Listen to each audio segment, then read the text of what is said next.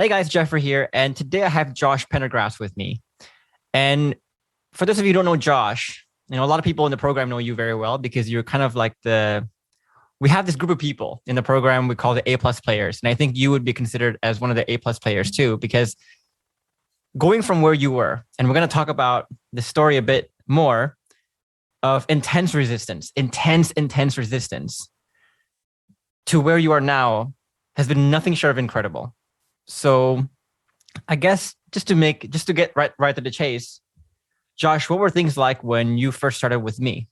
Or even before you met me, before you came across my videos, what was that relationship like? What was you like as well? Yeah, it was pretty rough. I was totally oblivious, right? I had no idea how how much I tore down safety, how like emotionally unintelligent I was. Um, so it was to the point where my wife would she really didn't want to talk to me very much. It was yes and no, logistics about the kids. We went to couples counseling, and I found out later that the main reason to going that was so that she could figure out how to communicate with me, after we got divorced about things with the kids. It was not to, repair the relationship in any way. So pin us a timeline here, right? So at one point, you guys did the couples therapy, but I'm sure the relationship has been bad before then as well. Yeah. Did you know, or did you have any inkling that the relationship was going downhill? And what were those signs for you? Yeah, so I didn't, which is kind of ridiculous. I see it now. I completely see it now. But yeah, so we've been married for 14 years. And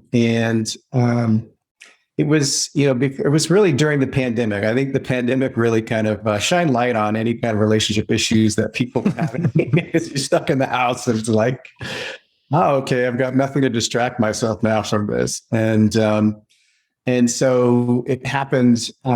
She actually ended up getting sick, and I, of course, was not supportive, wasn't there for her emotionally. And that just kind of caused her to kind of look at things in a different light, right? This is kind of how it's always been. And so she came to me in 2021, about June, and said, hey, I want a separation. Okay, June 2021. Got it.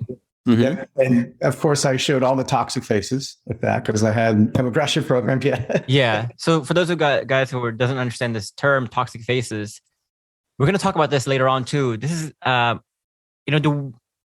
I think the concept of safety can seem very simple on the surface, which is, allow your partner to get to the point where she can freely share with you.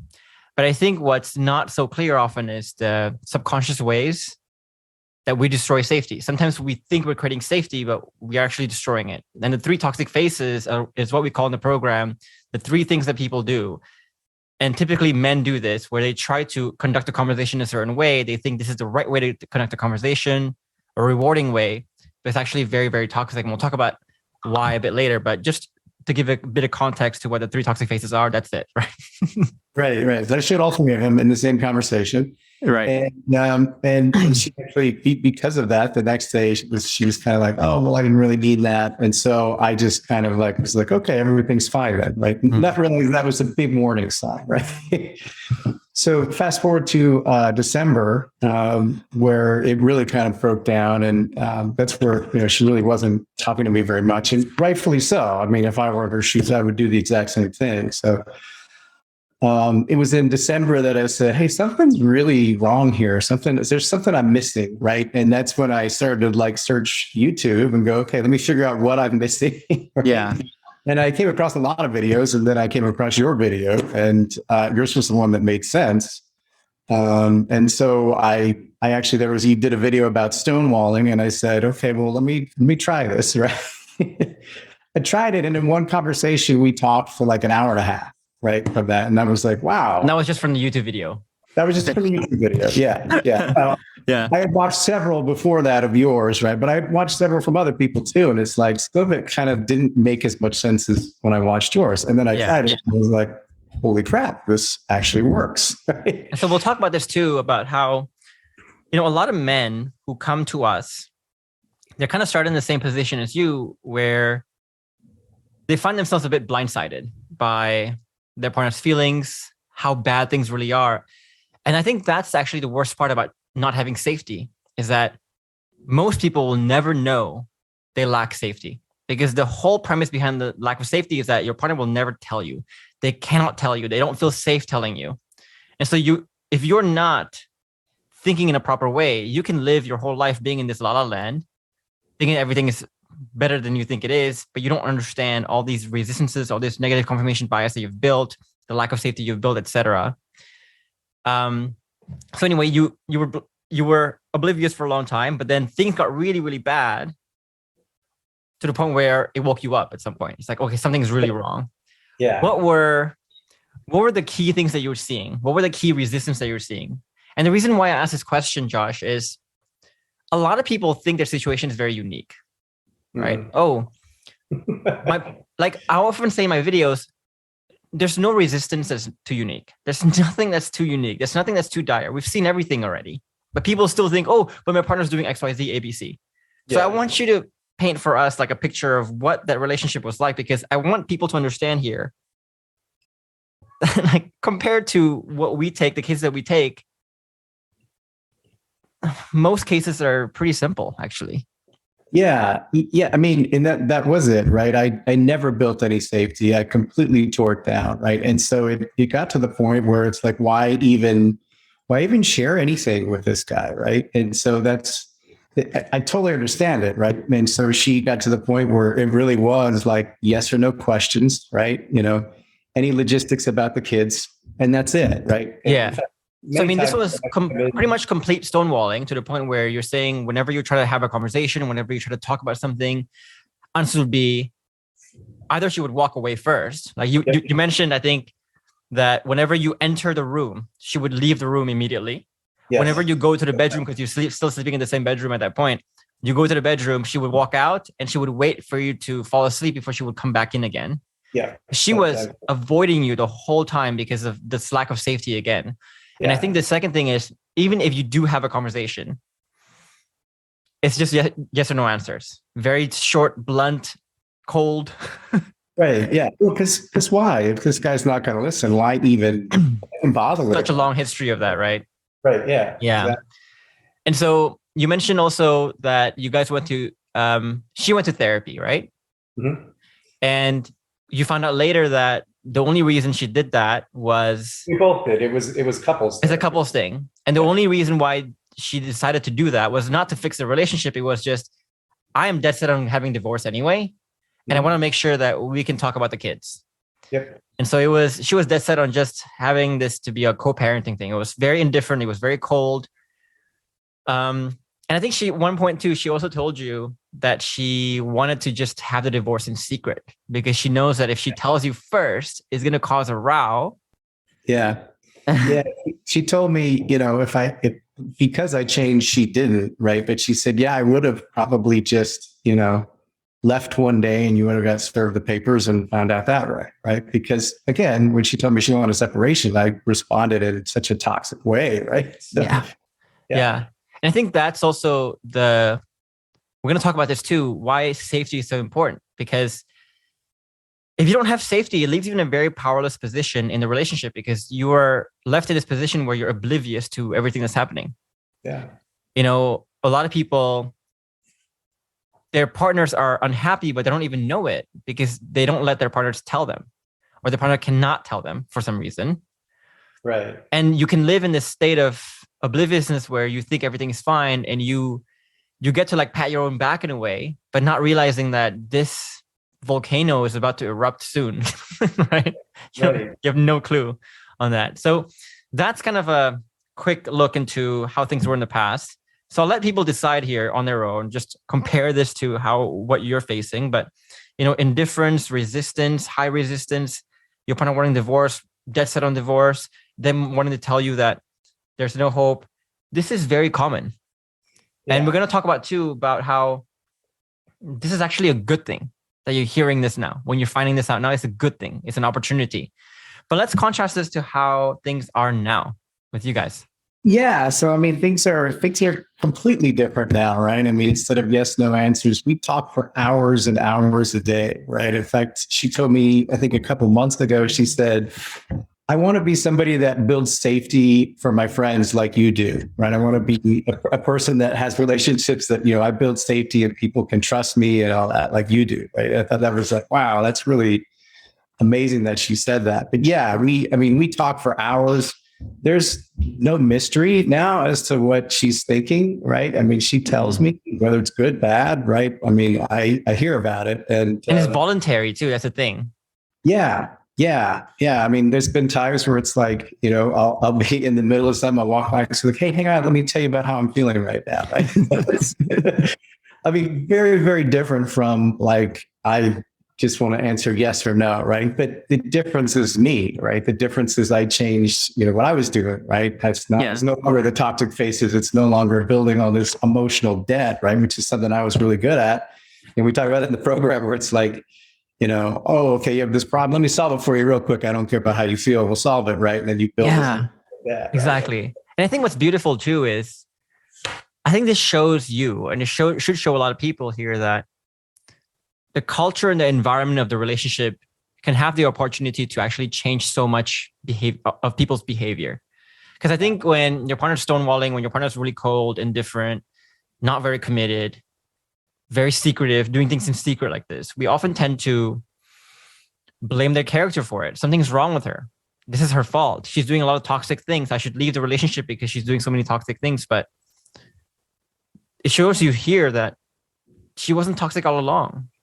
No. Right? It was just the environment. And the same thing. When your environment becomes toxic, you become toxic too. It's the same thing. Yeah. Yeah. It's almost like when someone backs you into the corner, like you got to push back at some point. Yeah. It's a self-preservation thing, right? Yeah. And I think too, you were mentioning about how this has changed the relationship with your kids too, right? Yeah. I mean, like I said, so I have a therapist that she said to me recently, she's like, when you first came to me before you joined, I tell her about your program all the time. You joined Geoffrey's program, like you couldn't even describe an emotion. She's like, I'd ask you how you feel and you describe an event, not how you felt at all.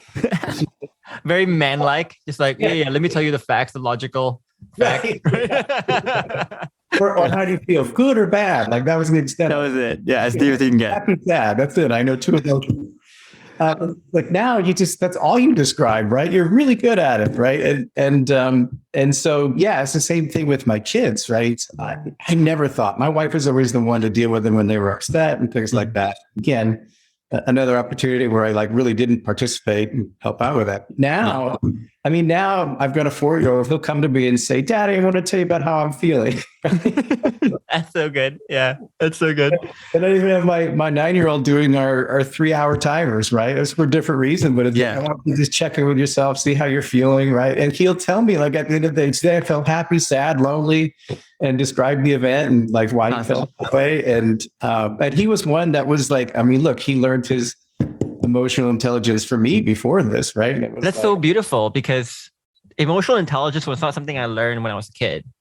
And I think I kind of fell into the same trap you did, where I was only able to describe my own feelings in very one-dimensional terms, like good, bad, okay, not okay. Right. And I think this is not just bad for yourself, but it's bad for creating connection with anybody, because imagine trying to make someone else feel understood. Right. You can't do that. You can't understand other people's experiences. And I think that's why a lot of men, they tend to judge very prematurely. They tend to get very confused about women's emotions, stuff like that. Right. And if you cannot understand their emotions, why would women share with you? Why would your wife share with you? There's no point. It's like you can't understand your own emotions. How in the world are you understand some other people? Yeah. And what's also interesting here is that your partner seems to be very, very open to the program, because you talk with her about the program openly. You use concepts and terms from the program. And she's also taking up a lot of the behaviors and terms from the program as well. She's using it in her own life too. Right. Was it always like that? Did she resist the program when you first got it? No, or just really indifferent to it. Just like, whatever, do whatever you want to do. I don't care anymore. Yeah, I was kind of like, it was more upset that I went and did it without telling her, which again, that was another thing where I didn't like, participate as a team. But as far as actually doing it, no, she wasn't. I mean, now she thinks it's great, right? And it is funny because I do find other people around me picking up some of the things I say. Like there's things in the program I'm like, wait, did you just hedge me or did she just? It's like I know they don't know from the front; they just hear me doing it. And it's like it's funny. I've heard several people that I know just I love that. So let's get to the. So we've kind of painted a picture of where you are now. I mean, it's completely different from the complete stonewalling to complete openness. It seems like, and it must be super healing, right, to be in that spot for you and for her as well. Where we always talk about the importance of safety and how a relationship doesn't break down because of the problems. No, it breaks down because of the lack of safety. And I think you're starting to see that too now. Yeah, lack of safety. The catch-22, right? Where it's like, all right, I can't even talk to you about the problem because I don't even have enough safety to share because you're just going to offer some solution. You haven't even heard the whole problem or know what the problem is. So, yeah, I think that's the reason relationships break down. I mean, I think there's an expectation that there's going to be problems, but there's also this expectation that we can solve it together. And when you can't, what are you supposed to do? Right? Yeah. And this is not just logical or logistical problems that we're talking about here. This can even get into admiration problems. This can even get into sexual problems. Because again, if you don't have safety, how can you talk about sexual stuff? You know? Right. They require the most sensitivity, the most vulnerability, and you don't have safety, you can't create that. And so a lot of people, they have bad sex life and it degrades over time, but they have no control over it because they can't like pivot their way and fix their way around it through time. That's the problem. Right. So let's talk about safety again, and I want to talk about three things about safety. One is how we accidentally destroy safety. Number two is why safety actually makes you more powerful. And number three, kind of the system that you see based on what you learned in the program on how you actually create safety over time. The system of internal shift, the system of frameworks, for example, to do that. But I want to start here with the subtle ways that we destroy safety. Because I think before even learning about safety, you knew what it is on the back of your heads a little bit. And you knew the importance of it. Like, hey, we always say like, come talk to me, you know? If you don't talk to me, we can't resolve it. What were the things you did that what were the ways that you destroyed safety that you didn't know before until you joined the program and you go, oh crap, that was my blind spot. That was what I thought was right was actually wrong the whole time. Yeah, gosh, how much time do you got?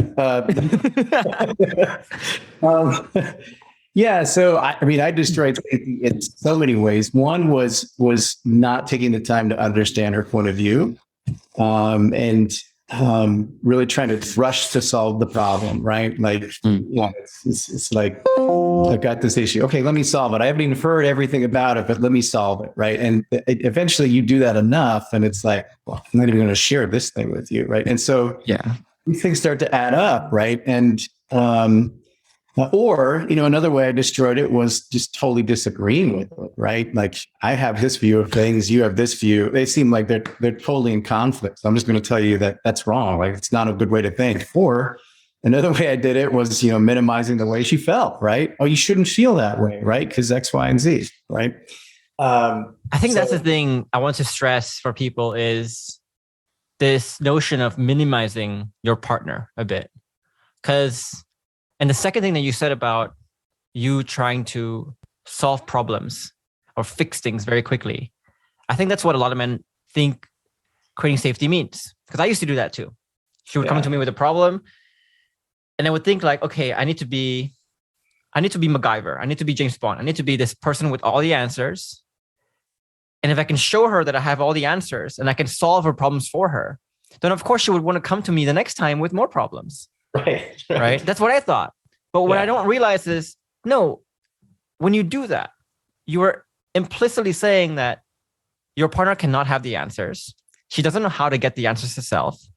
She cannot survive without you, without me in this case, or without you, Josh.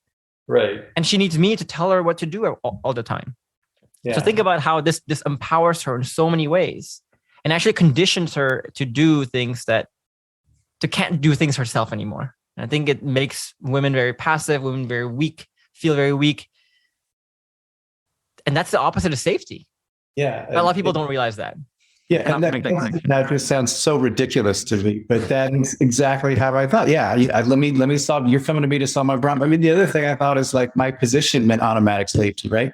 Well, I'm your husband. You come tell me anything. Well, that's not true. Right? You haven't built safety. I'm not going to come tell you this stuff, right? Yeah, and it's not really her fault too, because you do the same.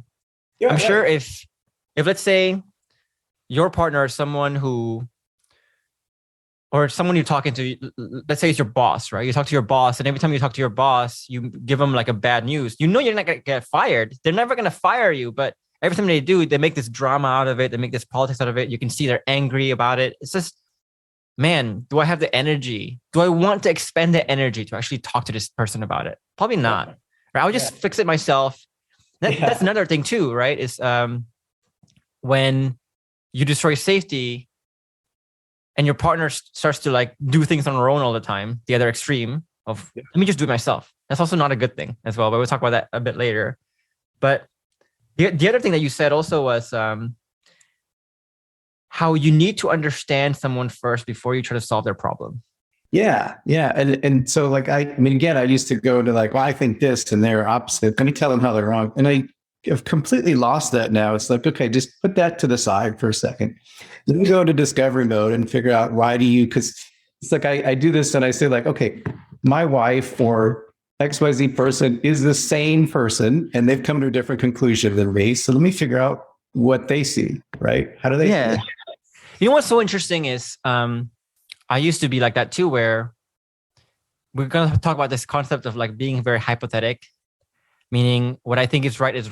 And if people disagree or if people have a different point of view than me, must be wrong. Right. But what's funny is once I started to understand things from my partner's point of view, I realized that a lot of the way she does things that is very different from mine actually makes a lot of sense, right? Her approach to business, her approach to life, her approach to talking to people is very different. But once you investigate that, you realize, oh, there's actually merit to it. Yeah. And you come to a better win-win. And we talk about this with Spencer, for example. We had an interview with Spencer, Thomas, I think Liam as well. Who else? There's so many people who they have problems in a relationship or decisions in a relationship that are considered to be irreconcilable. Like one wants kids, one doesn't. One wants to move to this location, one doesn't. One wants to buy this house, one doesn't. I mean, those are big conflicts that a lot of couples often break up over, right? Right. But once you understand the root of why someone wants to do something, you realize that a win-win is always possible. Yeah. Yeah. In fact, she said to me, like, are you just agreeing with everything I say? And I said, well, I can see how it looks like that. But, you know, what I'm seeing is like when you give an idea and it's different than mine, a lot of times I'm like, gosh, it's actually a better idea. So it's like, yeah, what you're saying makes a lot of sense. It's an angle that I didn't see. And that just makes sense. We should do it that way. Right. Yeah. So the funny part is when you start to understand other people, not only do you often go, oh, you know what? I never thought about it like that. Never thought about that angle before. And you come closer to agreement with your partner, but it also makes your partner more likely to agree with what you say too. Yeah. Because the funny thing is like, I always do this thought experiment with people. Imagine you have a problem, a really complex problem at work or something like that. Let's say your job is very technical. And you talk to someone who don't understand you at all. They don't understand what you do. They don't understand the technicalities of what you do. They don't understand the problems. And they just say, hey, can I give you my solution? You know what? Here's what I do. Here's what I would do if I were you. In the back of your head, you're going to go, what do you know? Why should I listen to you? Right? Sometimes I talk about my entrepreneurship problems with some of my friends who are not entrepreneurs. And I kind of have the same thing. It's like, what do you know? Same thing with my dad, right? I would at the age of 18, I went away to go to college, and I was playing golf in this the NCAA circuit, right? And I always talk about the problems of like, wow, this is so exhausting, this is so tired, this is so much pressure. Then my dad would try to give me advice on like the pressure. It's like, oh, you should do this. Here's what you should think. He'd be like, what do you know? You don't understand what I go through. Like, you've never been through this before. But imagine if that person took some time to actually deeply paraphrase you, deeply understand you first, and go like, and basically show you whatever you're feeling right now. I've been there before. I've done that before, right? Let me describe that feeling for you. And you make the person feel like, oh, wow, he's lived the day in my shoes. Whatever suggestions you make, the person will listen, right? Yeah. Like, oh, let me go. And that's kind of that, when we talk about not having compromises, but having win-wins is what we're talking about. It's the way you get to win-wins is get yourself to the point where you can get to the middle up here, and also get your partner to the point where she can get up here too. And for you to be able to agree on something together. And it's got to, I mean, I imagine it's got to feel very different for her, because it was like, nope, my way is the only way that's right, versus now it's like, oh yeah, this makes sense. Let's do this, right? It's just like, what's happening here, right? Yeah. So here, like, your partner can really feel understood. So rewarded whenever she shares something. So whenever the next time she has a problem, the next time she has something, the first default is to share it, because she knows, okay, not only will Josh understand what I'm going through, but I also know that Josh is someone who is emotionally literate enough to understand what I'm going through. Yeah. But also whenever we do, I feel like an important part of that conversation. I feel like I'm an important part of this relationship. I feel like I was given a chance to buy into whatever decisions that we make, because we make it together. And you'll also find that the follow through from your partner's side is also much higher. So sometimes men complain about, oh, I told my partner to do this. She agreed, but she never followed through. Well, is it because she was agreeing out of safety or not out of safety? Right? Well, did she agree to just say she agrees, or did she actually buy into the decision through the frameworks and guiding the conversation properly, etc.? Yeah. Did she agree just to shut you up so you'd stop? Right. Exactly. I'm sure you did that a lot, right? Back then. Yeah. Oh, yeah. Intense. Yeah. So just know, guys, the takeaway from this is, what we teach here is not some technical thing that you can point to a screen or a piece of paper and go like, look at that. That's safety, right? Sometimes there's a lot of unintended consequences we have to deal with. So a lot of times people think they're creating safety, but they're actually destroying it. And there's so many subtle ways that we destroy it, because you have to look at the undercurrent, the underlying message behind what you're doing, and how it can be misconstrued, misinterpreted, etc. That's important to understand too. So safety is not that simple, guys, right? Second thing is, I think, the importance of safety. So let me start with you first. Like, if you could describe the importance of safety now,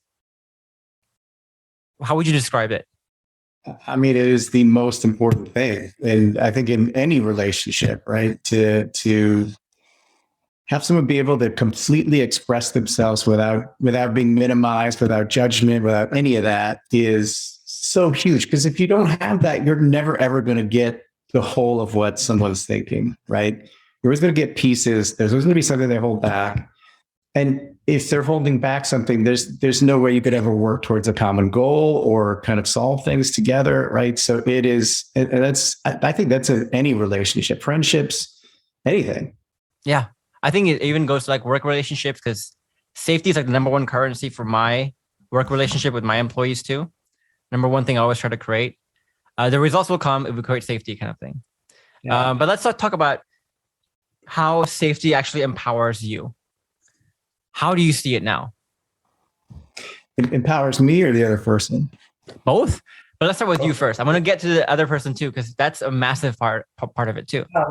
It's huge, because it's coupled with the internal shifts, right? Being able to really, really just kind of sit in your seat of consciousness and observe, right, what's happening without kind of without any sort of judgment on the other person. So when I was just doing the YouTube videos, I kind of came up with like this thought that, like, if if my wife were telling me something that was hard, right, I was going to pretend like she was talking about somebody else and how would I respond versus she thought, right?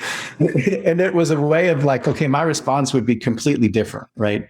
You know, if she had an ex-boyfriend or something that treated her terribly, I would never sit there and defend the ex-boyfriend. Right. Like, well, he probably thought this is right, but we do that ourselves, right? And so I don't know, it makes me feel like I have a lot more, I don't want to say control of myself and my emotions, but it allows a lot more information to be exchanged that normally wouldn't be, which means. Yeah. I think what you're speaking about is really having the internal shift to be able to take the truths in life, right? We'll talk about that a bit later, but I think the point I'm trying to stress here is around, you know, a lot of men, I think, when their partner tells them some very difficult truth, like, I want a divorce, I'm very unhappy in this relationship, I don't want to try anymore. They see that as an inconvenience. And they see that as like a point where, oh my gosh, now this is very real, right? And they sometimes, part of them wishes, I wish I didn't know about this. I wish you didn't tell me about this. And they try to get out of the discomfort or escape the discomfort very quickly by trying to justify, by trying to tell their partner like, hey, here's all the reasons, here's all the value that I create. Right. Here's why you shouldn't divorce. Here's why you shouldn't do that. Here's the decisions you need to make. Here's something to think about. I mean, you do all these, like, what we call the toxic faces. You're trying to logically convince your partner here. Yeah. See, and I love those now. Those are gold mines. Right? Which is crazy, I think, for people to hear. Seeing those as a gold mine. Whether it's like in my relationship or at work with people that I manage, I mean, like, I love it when they share something that bothers them, right? Because like, I can't do anything to work towards the problem if I don't know what it is, right? Yeah. And I think some great examples of this too is, you know, we're talking about how, you know, for my employees, for example, right? Sometimes I would ask them to do something. Hey, can you do this for me? And they would kind of resist. They would say like kind of no in their own way, of course. They won't say no, but like they're saying they won't follow through, whatever it is. And the question I always ask them is like, hey, tell me your resistance to this thing. Tell me why you're resisting this. And it actually reveals often some negative thoughts they have about me, the negative thoughts they have about their job, negative thoughts they have about their role there, whatever it is. Mm-hmm. And these negative thoughts, it was always there. Whether I knew it or not, regardless of whether I knew it or not, it's always there. They were thinking that before I knew it. When I know it, when they tell me that, the only thing that changes is now I know about it. Mm-hmm. It feels disempowering to know about problems, but it's actually very empowering because now you can do something about it. Right. You can turn it from negative to positive. You can address it. You can clear up the misunderstandings. Same thing with my partner. Sometimes I do things to trigger my partner still. But I love it when she gets triggered because I know that that's revealing some negative thoughts she has about me, some traumas she's held on to, something she's holding on to that she can't let go, that she will never tell you. If you asked her, like, tell me all the negative things you feel about me, she would never tell you that. But the fact that the trigger happened, that tells you everything. And then from then you can do it. You have two choices. Either you you perpetuate the problem, you get angry at that, or you turn it into a positive, right? Yeah. Yeah. That's like, if you pretend it's not there, it doesn't help anything. It's like old food in the back of the refrigerator. If you pretend it's not there, it doesn't get better. It's still going to stink everything up. It gets worse. Yeah. The person starts to affect everything else. Right. Yeah. Samantha has a 7-year-old brother, and you know, the parents, they're always like scolding him when he does something bad. But what the parents don't know is like they still do bad things. Like this kid, Sean, he still do bad things, right? But then he just won't tell the parents about it. But he's still gonna do it. So the parents think like, oh, this scolding works. But what they don't know is he's doing things in secret. Right. And it kind of goes back to when your wife wanted to file a divorce in secret. It's kind of the same thing. Yeah. It's like you think it works, but it's really not. It looks like it works, but it doesn't. Yeah. So the takeaway, guys, like again, like safety is crucial because it actually empowers you, right? When people, I think, create safety for the first time, they'll realize that you get a lot more resistance in the short term. We're going to talk about this in a bit. You get a lot more resistance. You find out a lot more tough truth. And it can feel like things are going downhill a bit. But actually, that when you get more resistance, when you get more of this tough truths, that's a good thing because all those stuff has been there all along. But now that you know about it, you can do something about it. It's almost like that whack-a-mole. Unless that head pops up, you cannot hit it. You got to get more heads to pop up, right? That's what you want. Let's talk about how this makes your partner feel powerful, creating safety for her. Yeah. I mean, I think she feels very comfortable to share things. There are things that certainly she would have never shared with me. And there's things she's telling me now that's just like, I've never shared this with anybody. Right. So, which on one hand is kind of sad because we've been together for 16 years. Right. So, and, I'm just discovering some of this stuff now. And it's sad to know that over that time, I didn't build safety, I actually pull it down to the point where it got to, where it got to. So I think it's freeing, right, to be able to share whatever you need to share, right? So yeah.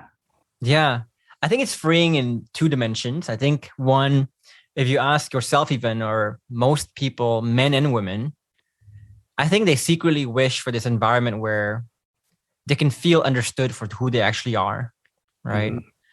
Like, I think if you talk to a lot of men, myself included, and yourself included, I think one of the gripes that we have about relationships usually is whenever our partners misunderstands our intentions behind something, right? We do something and then people make snap judgments about why we do it, what we're trying to do. And they don't even investigate why, the reasons why, investigate the full story. They just look at this myopic view and go like, let's pin blame. Right. And then we always say things in our heads like, why I talk about work because my partner won't even get it. And so you feel like even at home, like in the world, you go to work, you go with your friends, there's always like a wall. There's always like this low level politics in a way of here's something you can say, here's something you can't say. And then you have to carry that home. That same politics exists at home. So you live this life where you can never really be yourself. You can never really express yourself, and you can never really feel like someone else understands you very well.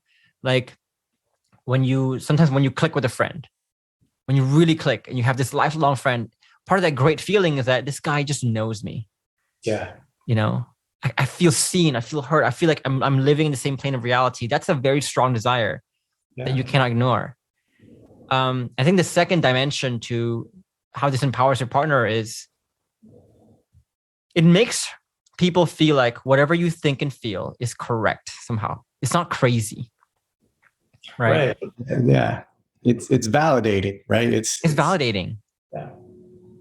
I think when I was a kid, one of the worst things that I felt was I would come home and I would have all these new epiphanies about life, about like, I would feel a certain way. I would feel very expanded. I would feel very open to things. And then my parents would just kind of shut it down in their very subtle ways.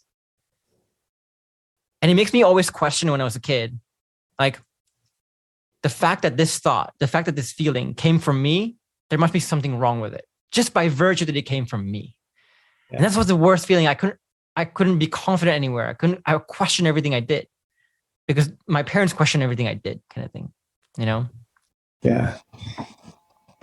And that's another way I destroyed safety is that's what I did to her. And so it's very different now saying like, yeah, I would feel the same way, right? If I put myself in your shoes, I would feel that same way. It's like, it's almost like it's healing as well when someone you feel like just doesn't understand you and did all this stuff that, destroyed safety. Now all of a sudden they can paraphrase exactly how you're feeling and they understand it. It's healing, I think. Yeah. So let's talk about how we actually create safety then, right? So we talk a bit about how we destroy safety, but let's talk about how we create safety. I mean, There's so much more that we can talk about. We can probably spend the next hour talking about the system of creating safety. Yeah. But there's a couple that you called out that was really big for you. I think one was the hypothetic and antithetic mindset. So adopting an antithetic mindset. Tell me, what was that epiphany for you? What was that wake up call for you to understand, like, okay, this antithetic mindset is massive? Yeah. Yeah. So, I mean, for me, I was always, we talked about being stacked to one side, right? And always having this really most strong and flexible view on something. And it creates an environment where you can never understand somebody else that doesn't have the exact same point of view, right? Which is like nobody in the world has the exact same point of view, right? So you kind of set yourself up for failure from the beginning of, kind of connecting with people, relating to them. And it was just so huge to say, like, hey, you talk about in the program how it's like, here's what you'd like, right? Here's these small circles. This is what you say you'd like, right? And here's the potential of what you could like and things you could like, but you just don't try them because you're like, that's not me, or I don't believe that that's a good thing, right? Yeah. And so it's huge to kind of just completely drop that, right? And just look at the world like, somebody could like this. Let me see what I like about it, right? Let me see what I could like this, right? Or let me understand their point of view. And it's completely eye-opening. And it's just like, I don't know how I thought the way I used to think now. Right? I don't know how I was so jammed on one side before, but people do it, and then they really have a hard time relating to other people if they don't share the exact same point of view on that thing. Yeah. So for people who are not familiar with this term, the way we describe it, this tiny little circle is, as humans, we're always trying to define who we are, right? Everywhere we go. Oh, this movie is me. This movie is not me. This clothes are me. This is not me. These friends are me, not me. This interests are me, not me. This thing I'm watching is me or not me. Whatever. The problem with that is your partner is a different person with different interests, with different philosophies, with different upbringings, with different everything, right? And there was a time in my relationship, I remember, when my partner would want to share something about her makeup, her skincare routine, something she watched, some of her friends, some of her interests. And I'll always fake my interest. And she would tell me something and I would go like, oh, cool, yeah. But obviously I wasn't interested. I'm just like, oh, wow. And that actually destroys safety big time. Because imagine, like, if you express something to someone you're excited about, this lights up your life. And they kind of just shoot it down in their subtle ways of, like, they pretend to like it. Why would you tell them ever again? And this becomes like a rift in a relationship where there are now less and less and less and less things you can share. The relationship becomes less rich in a way. That's one way. This hypothetic mind really destroys safety. Second thing is about when you talk about decisions too, right? Like, if I were to bring up an idea and I know that my idea is different from your idea,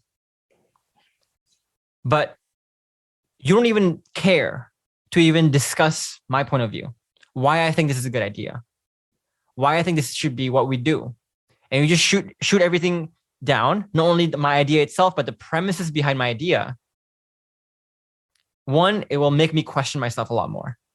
Like, if I face this for 14 years, I'm going to go, man, I must not have any good ideas. I must not be able to think properly.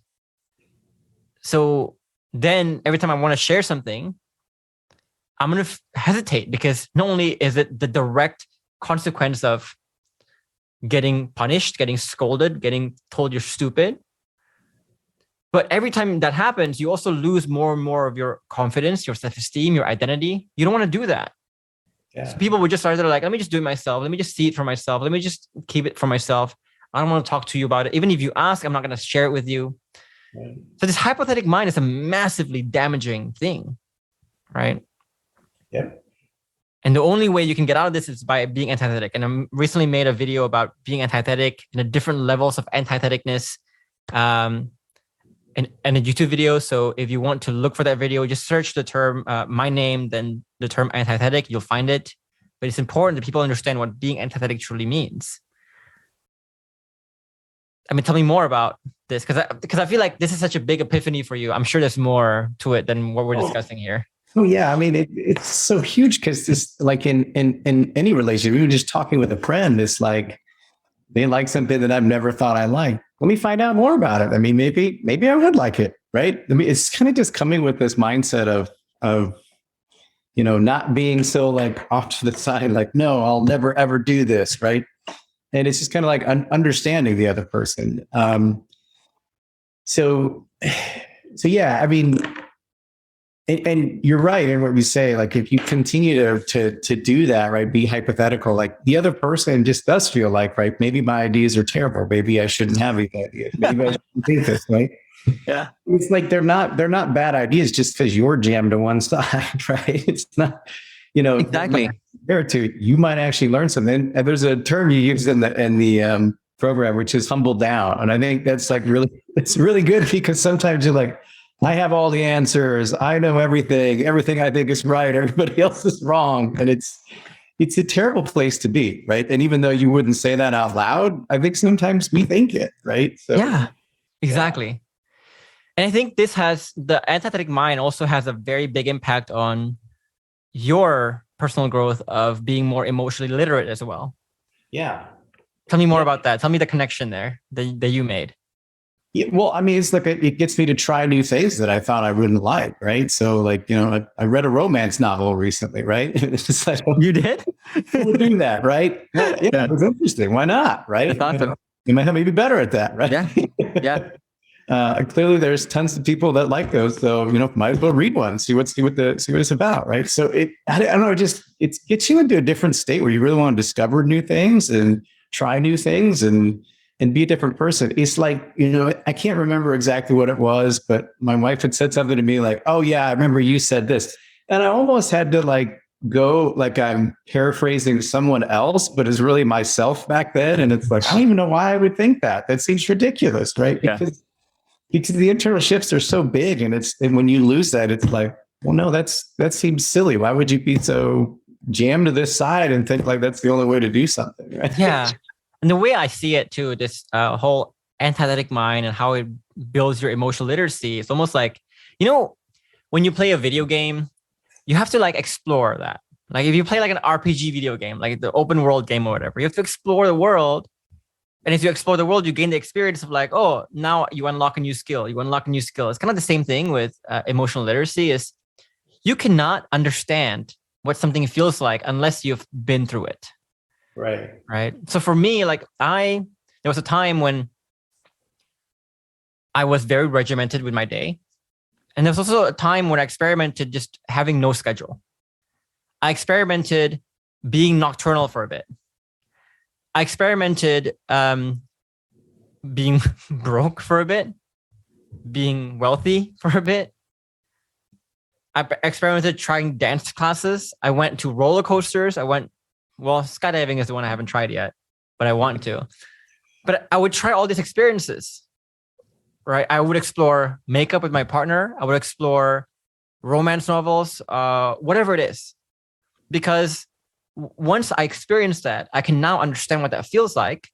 And once I can understand what that feels like, I can now understand someone when they go through the same thing. And this can even go to negative experiences like having fever, right? So I got my second COVID shot. I got a massive fever, insane fever. I've never had it forever. And before then, whenever one of my employees would say like, oh my gosh, I have a fever, I can't come to work, I would always think like, what a pussy, just come to work. Like, it can't feel that bad. But then once I got the fever, I'm like, oh my gosh, I get it. And now whenever someone has a fever, I can paraphrase that fever to them in so many ways. And I think when I try to paraphrase what people are going through during their relationship, different stages, etc., that's what I do. Like I've been through all of that, and I can tell you exactly how that feels better than most people think they can. In most instances, right? Yeah, and if you just close yourself off to those experiences, then you can't ever learn that, right? Exactly. So anything my partner tells me, any emotion that she expresses, any experience that she expresses, I don't come to it with judgment. I come to it with understanding and making her feel understood. And that actually rewards her for sharing, because like she's like, wow, this person really gets me. And if you look at women in their brunch or whatever it is, and you hear them talk, is them mirroring each other, right? Making each other feel understood. And that's all they do. And it's beautiful. And that's why it's so addictive to them. They want to do that. I mean, it would be addicted to men too, I think. Men want to do that too. Yeah. You know? Yeah. Yeah. I mean, everything we learn works on men and women, right? It works in any relationship, right? Because people at the root of it, I mean, they want to feel understood, right? They want to feel safety. Yeah. Safety, admiration, goal alignment. That's what everyone wants. So while yes, we do direct our program to men, there's a lot of women who are thriving in there too. You see them, right? Yeah. So the other thing you said was about this seat of consciousness. And we mentioned that term earlier, but we didn't define it. So just to define it real quick, guys, seat of consciousness is when it's a massive part of being bulletproof. It's when we're able to see ourselves in this conscious state where we're not lost in the feelings, in the emotions that we go through, in the events that we go through, but we're seeing everything very objectively, very as like a third person point of view, almost kind of thing. Tell me your epiphanies here, because this is a big one for you too. Yeah, I mean, this was huge because before, yes, I was reactive. I think the reason a lot of times you show the toxic face is because you're reactive, right? You sit there and you go, oh, you're saying this about me. Or, you find some reason why they do the same thing, right? It's like, oh, you never listen. Well, you never listen either, right? So it's like you get in your emotions and you just like fire back, right? And so you kind of stay in this reactive place instead of a place of understanding. So I think being in the seat of consciousness is being able to step back from that, right? Observe it. It's almost like, before I even knew about the seat of consciousness, like pretend she's talking about someone else. How would I respond, right? Observe it. And that's been huge for me, huge, because my whole life I just spent reacting, right? Reacting after this emotion, lash out. I feel that I have to do this, right? And so it's like you're kind of yanked around by your emotions all day, whereas being in your seat of consciousness, you're observing them, right? You're processing them. You're you're going through them. You're not ignoring them, but you're sitting there observing them and not reacting to them. So right. The best analogy I can give is, I'm sure everybody watching this have experienced road rage before, right? There's like two moments in road rage, right? There's like the event that happens and then you react to it and you get angry, you get lost in it. You're like, fuck this guy. You start honking at him. You maybe start like tailing him, whatever it is, right? Yeah. But then there comes a moment later on where something clicks. And it clicks when either your partner, yourself, some life tells you like, wait, why am I doing this? Right. Or why am I angry here? What's the point of this?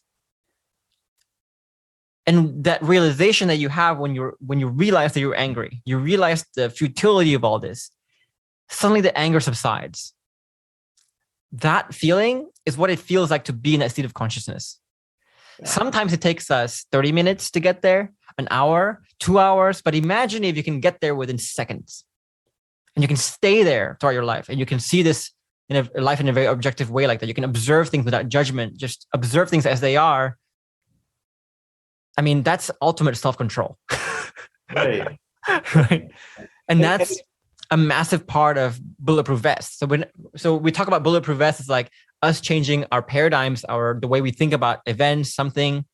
But another massive part about bulletproof vest is the seat of consciousness here. Yeah. Yeah. And I think too, some people that come into the program, they misunderstand it as like use your willpower to not get angry. And it's not what it is at all, right? It is no, observe your emotions, but like don't react to them. I mean, don't get lost in them, right? So it's like, the road rage example, it's like you sit there and observe, hey, I think I'm feeling angry about this. Why? What happened? Right. And you kind of work it backwards and observe it and go, okay, well, there's no reason. Exactly. And you can do this really fast in your head too. Yeah. And what Josh is saying is something very insightful, because a lot of people think that being bulletproof is about like resisting anger, right? Pushing back anger. Like when you feel angry, you're using your willpower to go like, oh, don't be angry. Don't be angry. Try your best to not be angry. Even though you are angry right now, I want you to hold it in. I want you to not show that anger. You shouldn't be angry right now. And they're using your willpower to suppress that. But what's funny is in the program, we talk about this purple giraffe paradox, because emotions are like, it's like you trying to sleep. You're trying to sleep, and the more you try to sleep, the less you can sleep. Same thing with emotions. Sometimes when you resist emotions, the more you resist it, the more it comes. Right. Because now, so let's say like I'm angry, and then I feel guilty about being angry. I feel upset for being angry. It's like I shouldn't be angry right now. That guilt, that feeling upset makes you even more angry. Because now you're angry about the thing, but now you're angry about being angry. And it just keeps going. And we call it the purple giraffe paradox because like, try to not think about a purple giraffe. The first thing you think about is a purple giraffe, even though you're trying to tell yourself, don't think about it. And the same thing with emotions, right? So we talk about the most people, how they approach emotions management is they try to block the emotions right away. They feel angry, they block it. But for us, what we do is use the state of consciousness to observe it really fast, like a couple of seconds, get really good at observing it, then use the bulletproof vest process to shift your interpretations of it, and then observe the new one. It's almost like a flow. It's a Tai Chi flow rather than like a brute force blocking thing. And this is massive, right? This is how you do it now, I'm assuming. Yeah. And it's one of the things I love about the program because I think, I don't know. I guess I thought when I first signed up, maybe, Geoffrey's going to give me some scripts and I'm going to know how to do this. And it's like, no, really, you're going to completely change the way you think and you're going to really change yourself so that you can do this stuff on your own. Right? So, Exactly. It's like, it's not like, it's not the equivalent of pickup lines for long-term relationships. It's really like, how do you change yourself? Right. Yeah. And I want to talk about also this concept of resistance that you will get. So let me start with this and I'll let you go on. Is one of my biggest gripes is when people tell me about all the resistance that they get and they think it's unique and they kind of crumble and they give up because of that. Oh, I'm getting too much resistance. There's no hope. That's my gripe. Because they don't understand. That means they don't understand how much of an opportunity this is really. They don't understand that all these opportunities are staring them in the face. They don't even see it. So let's talk about that a bit. Let's first talk about why resistance forms in the first place. Yeah. Right. Yeah. I mean, how do you see it now? Yeah. Yeah, I think you use it. The program is like a volcano, right? That just kind of builds pressure, and then eventually erupts, right? And so, and that's the thing. When you start to build safety, you start to get eruptions that you might not have gotten otherwise, right? Because now it's like, okay, I feel safe to share this. Here it comes, right? And without those, you're just guessing what the problem is, right? You're just really guessing what are the issues, and so. Yeah, those resistances are a great thing. Like I said, I love those. I love it when I get anything like that because it's like, oh, here's something that I haven't heard yet, right? Here's something that still is really, an issue. Yeah. And I think the other thing too is like resistance is also very necessary because a lot of people who come to us, and you included, you probably have made a ton of promises before you joined the program. You say to your wife, like, hey, everything's going to be okay. I'm going to work on this. I'm going to get better. Things are going to change in the future. I recognize my problem. And sometimes people even say, I'll do anything. I'll do anything to get you back. I'll do anything to get this relationship back. I'll do anything to save this relationship. But then those promises turn out to be false all the time that you made.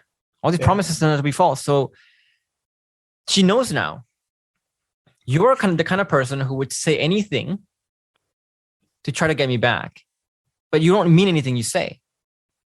Yeah. It's easy for someone to do the right things, to do all these great things, say all these great things when things are easy. But it's much harder for someone to do the right things when things are hard. Right. Yeah. And so she wants you with this resistance, subconsciously, she wants you to be in a position where it becomes impossible to fake your changes. She wants to see like, what are you truly, truly made of here? Yeah. The funniest thing and the saddest thing is sometimes we get calls with these people and they tell me on the call, And I tell Jason right now, because he's taking all the calls.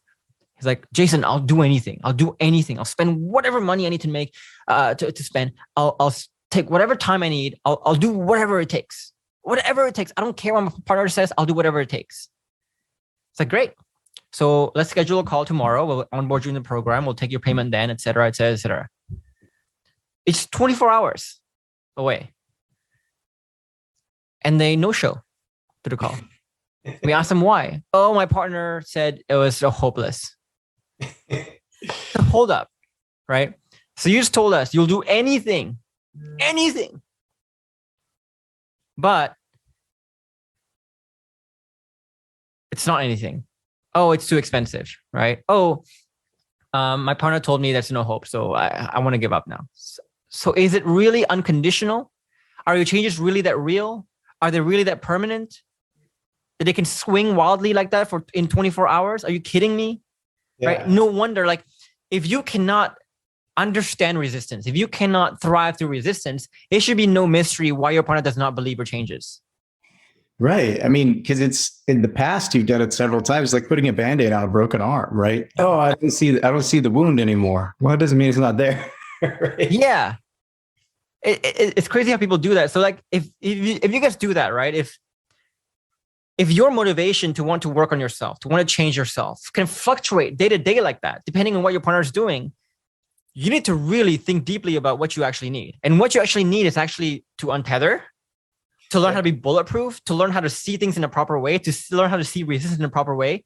If you're fluctuating like that, the more you need to go with this program, right? Because if you don't, it should be no mystery to you why your partner is leaving. And even if you tell yourself, like, I'm just going to create a new relationship, doesn't matter. The fact that you're so tethered like that means you're going to perpetuate the same mistakes over and over and over again in your future relationships, because like, you're just not in control of your relationship at that point. Your partner does something bad, you follow suit. You cannot be a leader to set the tone yourself, which is a shame. And it's also like, even if that were true, even if it were really hopeless, then you should join the program just because you don't want to do this in your next relationship. But the thing is, it's not true, right? You're going to get those resistances, but you are. Yeah. You are. But then who are you doing this for, right? Yeah. But I mean, sometimes people need to also realize these things on their own too, right? Yeah. They need sometimes to perpetuate many mistakes over and over again and realize that, oh, it has to be me now. It can't be anything else but me. And I think sometimes, like, until we get that hard enough slap in the face that wakes us up to what really needs to be done, no matter what we say, it doesn't really matter anymore. And sometimes we even see this in the program too, of people saying like, hey, don't rush the program, but they still do it anyway until they see the consequences of rushing it, and they go back, restart, and they do it the proper way. Then they get real results really fast, right? It's really interesting. But again, resistance forms again because like they need to form because your partner needs to see what are you really made of. They want to see like during moments when you can't fake your changes, are your changes really genuine, permanent, etc. Right? They want to see that. Yep. And we also talked about how resistance is a massive opportunity because if you understand how to turn it from negative to positive, knowing about them is a great thing, right? Because you can turn it from negative to positive now. Yep. So I also want to talk about this notion of like why your partner, for most people, and I think this happened to you in the beginning, why your partner really struggled to believe that your changes were genuine. Yeah. I mean, because you've been the same way for X amount of years, right? And again, if you've made promises in the past, and that's what she did say. She said like, hey, people have New Year's resolutions that last longer than this. Right. And she said, oh, you've done this in the past and, you've been really attentive and things like that. And then you just go back to being yourself. Right. So, yeah, I mean, there's all these things that like you did this stuff in the past, and some people will. I mean, some people will say like, I'm going to step up and I'm going to do this, this, and this. And they don't make internal shifts and it doesn't stick. Right. And so, the partners are right. You're going to start this. And if you're not going to make the internal shifts and you're not going to do the work, then then you're going to fail. Right. You're going to go back to what to do. Right. Because it's familiar. But now, like the way I was is so foreign to me. Like, it's like, it's like learning how to actually play basketball and somebody's saying like, oh, you're going to go back to sucking again. It's like, no. Yeah. I want to play now. I'm good at it. And I don't want to go back to being a terrible player. Right? But you can't just say these things, right? You have to, like you said, you have to show consistent changes through a lot of time. Depending on how much you've destroyed a relationship, this can be 6 months, this can be 12 months, who knows, right? But you got to be really consistent. Like consistent meaning you cannot, sometimes it's like to the point where you cannot make one mistake. I'm sorry. Yeah. You have to be so consistent, because if you can, like, people can be consistent for a week, for 2 weeks, they can fake that. Right. Yeah. And it's easy to also do this thing where, I can be correct 90% of the time, but 10% of the time I slip up. It's easy to fake that too. Anyone can do that. Right. But it's so hard to fake being 100% consistent. And that's when people really believe you, when you can be 100% consistent. So guys, don't become the boy who cries wolf. That's all I can say. Don't become the boy who cries wolf who just, if you promise yourself that you're going to work on yourself in all these ways, no matter what, do it, no matter what. Actually mean it, no matter what. If you promise us, mean it no matter what. If you promise your partner, mean it no matter what.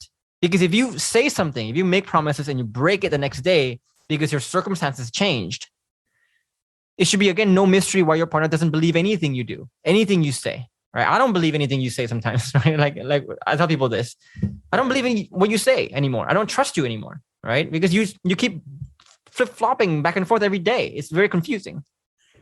Right. And like I was at the mercy of the feedback loops before, right? I didn't have any way to change it. It was just like, if she thought I did something negative and she would do something negative, that I would do something, and it would just get in this circle, right? And so the difference is now, it's like you say, it doesn't take two to tango, because if you learn how to break those feedback loops and change them, reverse them and go the other way, then, you really are in control of that part of things, right? How do we communicate? How are you perceiving me? How am I perceiving you? And it's the big change. It's a big change. And I think the other thing about being genuine is also the subtle micro expressions, the subtle micro tones that you have when you say certain things, your partner can sense BS when she senses it, right? She can sense like, oh, you're scripting this out. You don't really mean what you say here. It can be as subtle as like, the way you didn't raise your eyebrow a certain way or whatever it is. It's so subtle, right? The way you inflect your voice in subtle ways that you cannot hide. That's also massive. And that's like the result of a lot of internal shifts, a lot of identity shifting, a lot of just going beyond learning scripts and into really growing the self. Yeah. So for example, like the thing we talked about with observe your negative emotions, shift it, observe the new one, that needs to happen. And that creates like a genuine internal shift to where once you make the internal shift genuinely, it will just come out the wrong ways. Like people try to so much to like focus on, well, what word should I use? How should I say it? It's like, don't focus on that. Focus on the internal stuff. Once you fix that, you'll realize that the right words comes naturally, the right tones comes naturally, etc. All these things come naturally as well. That's another thing. But I do want to end on this notion of why it doesn't take two to tango. You mentioned earlier that you were a victim of the feedback loop, basically. Tell me your initial thinking. Like before you joined the program, I'm sure you've heard this term. It takes two to tango, right? Mm-hmm. Yeah. What was that? Yeah. That was one of the reasons why I chose your program, because all the other stuff said, oh, you have to, do this and you have to come together and do this.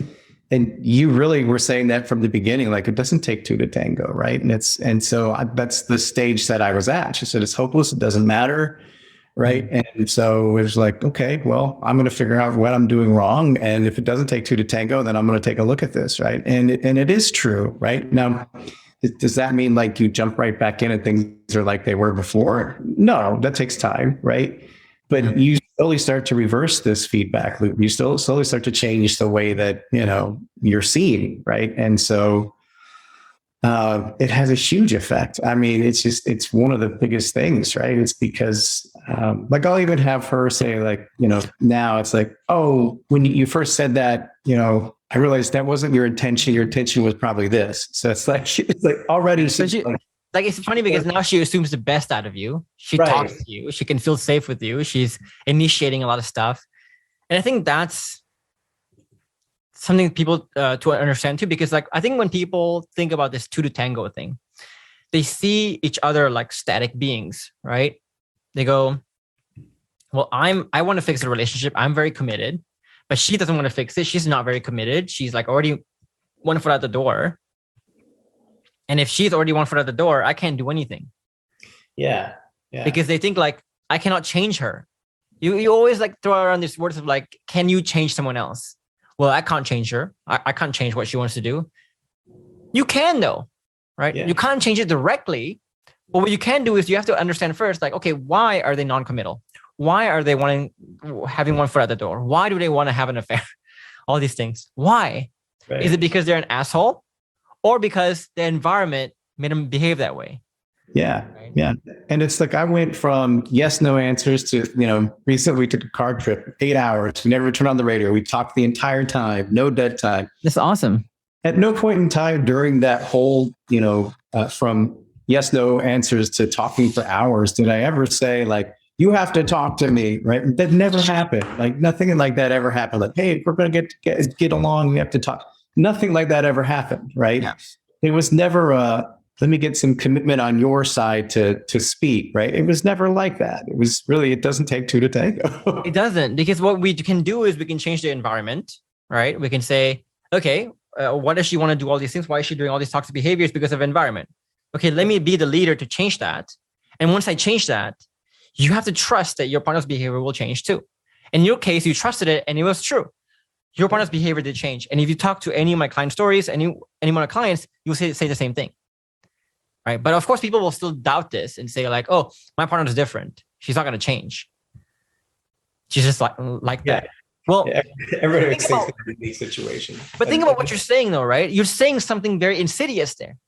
You're saying my partner is so fucked up that it doesn't matter how much I change the environment, she will never change. Yeah. She's not capable of changing.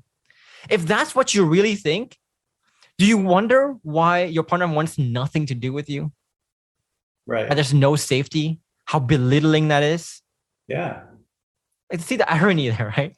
Yeah. I mean, it's like impossible that there's this many people walking around with character flaws, right? There's just, everybody just has like, they're just all toxic and there's no reason for it, right? It's easier to say that than to say like, maybe there's something I'm doing. Maybe there's an environment I created that, led to this, right? Exactly. So again, takeaway guys, like if you are not a believer that it doesn't take 2 to tango, if you still think it takes 2 to tango, right?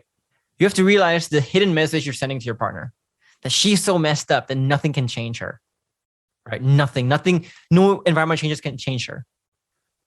And ironically, if you think that it doesn't take 2 to tango, that it does take 2 to tango, yeah, your relationship is doomed because that paradigm is so toxic that will destroy every safety you have, right? So the only choice you have is you have to have faith that this behavior change will come when you change the environment. You have to. And if you haven't felt it yourself, try it. Try going all into this, try it and see where you end up. I think you'd be surprised at where you end up, just like how Josh was surprised probably. And where you end up, like if you look at how things are now, right? If you backtrack, let's say 7 months ago or 8 months ago, can you imagine you guys would be having these kinds of conversations now? No, never. It's insane, right? From complete stonewalling to this, are you kidding me? Yeah. Yeah. I mean, I could go back to even the beginning of our marriage to say, like, would you ever think you'd be having these conversations? And it's like, no, I understand you're on such a deeper level than I ever thought I could. Yeah. Right. Yeah. That's awesome. So last thing I wanted to ask about for you is your experience in the program. Like, so obviously you watched the YouTube videos first. You tried some things there and it worked. It was like great. But then once you got into the program, what was your initial impressions of it? Yeah. So yeah, I mean, I remember I watched several, I think I watched like everything on YouTube of yours. And then I watched the Stonewalling one. I was like, oh, I'm going to try this. And that worked. And it was like, well, okay, this guy knows what he's talking about, right? This stuff, this from my experience, right? My short experience, this works. I'm going to learn more. I don't want to leave it up to chance that, obviously there's got to be more in the program that he puts on YouTube because there's a reason he has a program, right? Yeah. and so I remember I did the master class and I was just like blown away with the master class. I was like, man, this is really good information. This is amazing. And, and then, I talked to, I think, Jared, right. And I joined the program, right then and there. I was like, yeah, let's do it. Right. Because I need this. And, no matter what, I want to work on this. I want to figure out what I'm missing. And then I got into the program and started watching the modules and I was like, holy crap, this is so much deeper than I ever could have imagined. And, again, like, I don't know what I expected, but like, you actually put a lot on YouTube, but it doesn't even scratch the surface of what's in the program. Yeah. It just doesn't, even though you have tons of stuff on there. And now that I go back and watch them, I'm like, yeah, we talk about this and this, but there's just so much more deep that you go in the program. Right. And I just remember thinking like, man, I feel like after watching, I think 5 modules, I was like, I would have paid anything. I would have sold my house and anything to join this program. Right. I think I even told my wife, it's been kind of a rough year for us and for other things, but I was like, I don't even look at this year as a bad year because I've completely changed myself. I'm a completely different person. I've changed the trajectory of my life. I've changed the trajectory of my kids' lives. And so, yeah, it's just, I feel like I'm cheating you, Geoffrey, because I feel like I paid you enough for the value that I got, and I'm not being paid to say that. So. But it's so interesting because like, I think a lot of us understand a lot of these things, like emotionally bulletproof. Yeah, I get it, right? There's even a course called the Emotionally Bulletproof Husband, whatever it is, right? Mm-hmm. We understand this concept of untethering, I think, on a surface level, creating safety frameworks. I think we understand it on a very surface level, but I think, again, like what I said earlier, of we're not talking about something that is concretely logical. It's something like you don't understand the full implications of what it means to be untethered, what it means to be bulletproof, until we teach you the full implications of it and we show you the full implications of it, right? Yeah. And the best analogy I can have here is like, I'm sure a lot of us have been told philosophies by our parents, by mentors, by friends that makes logical sense, but then we keep getting epiphanies and epiphanies and epiphanies on like, oh, that's what it means. Oh, that's me making this mistake and I didn't even know it. Oh, this is more implications of that, right? Is that principle of like the unifying theory principle, right? How, let's say, like E equals mc squared can be applied to everything physics in the macro scale. It's kind of the same thing. And unless you understand the full picture, you can't really use it. But once you do, it feels like you have the cheat code in life a bit. You see life so clearly. You see like things in slow motion. Oh, this is happening right now. These principles are in action and I can do this is what's going wrong. This is what I need to do to fix it. It's so simple, right? If you look at it that way. Yeah. I'm talking with someone else in the program where we talk about it like, it's like having matrix vision, right? It's like all of a sudden you see the world totally differently. Yeah. And you can see what's going on. And it's true. Like we do have sometimes some bad paradigms that have been like installed from different places. And a lot of times they're in conflict too, because it's like, well, let's do a keto diet along with a low fat diet. And it's like, well, these two don't work together, right? Yeah. And so part of that, I mean, part of the beginning was like me losing all of those negative paradigms. Yeah, stripped down. Yeah. That's actually the hardest part about being a coach of this program, right? Because we almost expect people to just like, I don't care how many courses you've taken. I don't care how many books you've read. I want you to forget everything, start from scratch and pretend you don't know anything. Because if you carry what you learn from books or whatever it is, you're going to bend and twist whatever you learn here to fit what you think you know. Yeah. And you're going to be bending in the wrong direction, which is a big shame whenever I see people do that. So, guys, I just want to end on that one because if as you hear from Josh, there's so much more we can talk about. Even if the interview was like 4 hours long, I don't think we can even scratch the surface of that because the program itself is like close to 100 hours. So if you want to find out more here, we have a masterclass. It's about an hour and a half. And there we outline for you the process that Josh and everyone learns to take their situation from a dire situation to where they are today.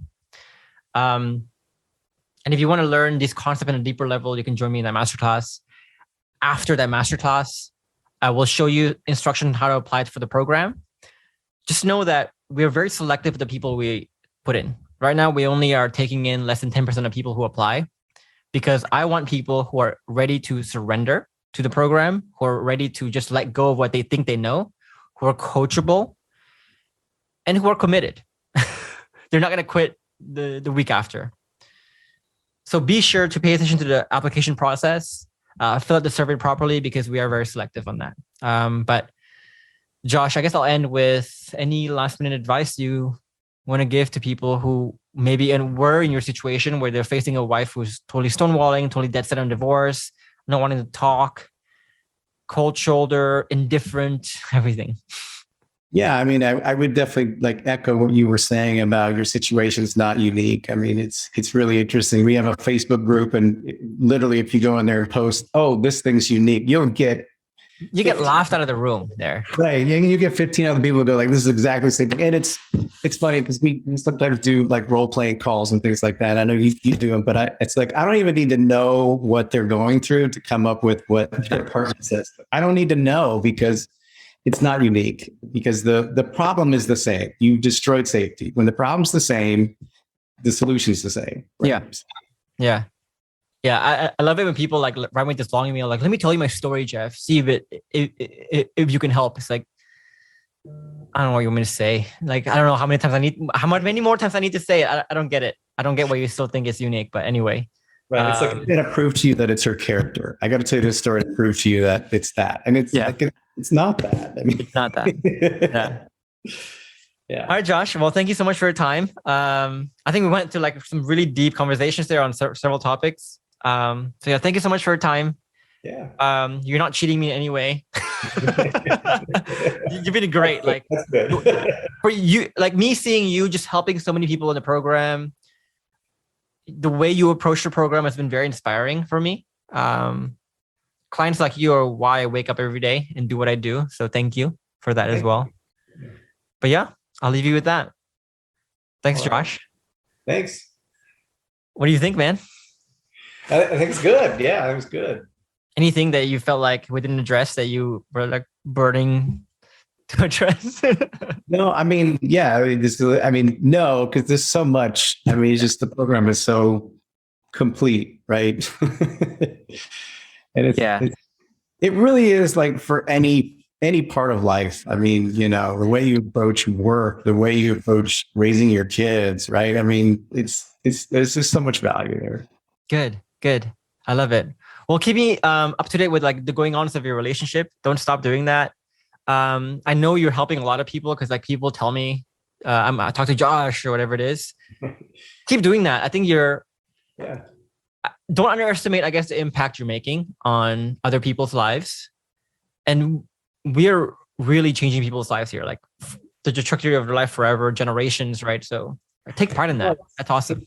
It's neat to watch, and I know you get to see it all the time, but I've been in it long enough now that I see people that come in, they just totally flounder at first and they're not getting it and they're doing all the wrong things. And then it's just like one day it just clicks and they're bulletproof and they're, you know what I mean? And it's really cool to see. It's just really neat to see the transformation. It's funny. I was talking to Jason because I just visited Jason for the last 2 days at his house. And we were talking about how, most of the testimonials we get are people who came into the program and we had to grill them hard in the beginning. Like, dude, forget everything do it my way, surrender to this. And it would take us about 2 to 3 weeks sometimes to like wake people up. Then once they wake up though, that's when everything changes for them. most people are like that. And I think it goes to show like the surrender part to the process is very important. So I'm glad you were able to surrender yourself to the process too pretty early on, and you don't have to go through that crazy period of resistance and everything too. Well, I was like, clearly, I don't know what I'm doing, right? When you were like just the same, thinking that got you into the situation is not going to get you out of it. It's like, that makes so much sense because I got myself into this terrible situation. Exactly. Right. So, yeah. All right, Josh, I'll leave you to it. I don't want to take too much more of your time, but goodbye for real. I'll see you in the Facebook group soon. Keep helping people. You're changing lives, man. Keep going. Thanks, Geoffrey. All right, Josh. Cheers. All right. Bye. Talk to you later. Bye.